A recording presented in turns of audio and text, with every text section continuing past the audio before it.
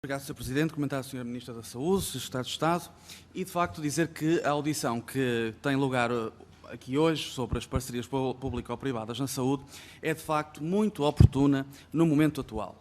E nós não nos vamos deter nos jogos sectários do Partido Comunista e do Bloco de Esquerda, que para isso estão cá precisamente esses partidos. Mas vamos falar das PPP na saúde.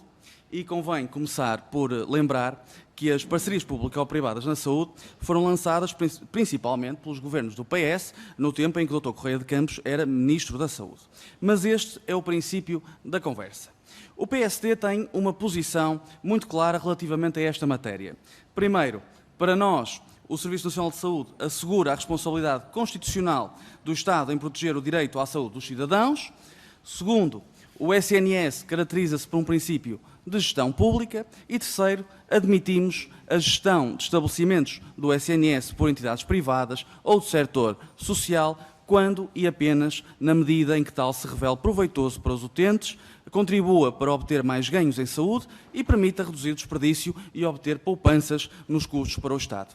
E a verdade é que as PPP têm, de um modo geral, representado uma mais-valia para os cidadãos, como diversos estudos de entidades independentes o têm concluído. Ainda há umas semanas, o mais recente estudo do SINAS, do Sistema Nacional de Avaliação em Saúde, sobre a excelência clínica da entidade reguladora da saúde, atribuiu o grau de excelência a hospitais do SNS em regime de PPP.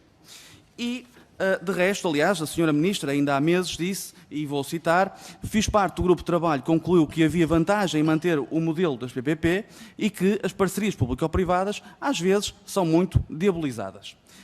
E também o Sr. Ministro das Finanças veio dizer que as PPP da saúde são uma forma possível de gerir um setor que é muito difícil de gerir e que não há nenhum problema com os PPP se demonstrar que é um mecanismo eficaz e eficiente de gerir parte do SNS. E é interessante é ver como podem os senhores defender estas posições de abertura às público-privadas na saúde e depois estarem ao lado dos partidos da extrema-esquerda, como o Bloco de Esquerda e o PCP, que defendem a proibição total destas mesmas parcerias. E dito isto, gostaria de ter a posição da Sra. Ministra da Saúde, a posição oficial do Governo, sobre a proposta que o Partido Socialista apresentou sobre o texto final da proposta de lei do Governo que aprova a Lei de Bases da Saúde.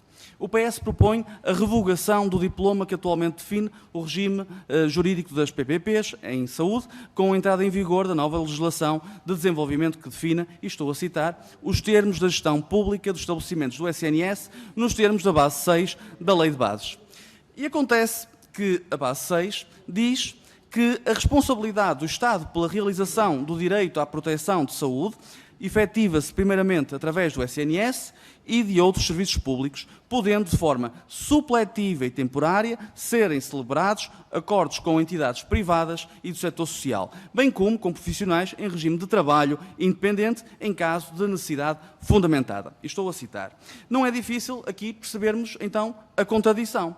De um lado, a Lei de Bases prescreve a gestão pública dos estabelecimentos do SNS, mas do outro, admite que no mesmo âmbito do SNS possam, de forma supletiva e temporária, ser celebrados acordos com entidades privadas e do setor social em caso de necessidade fundamentada.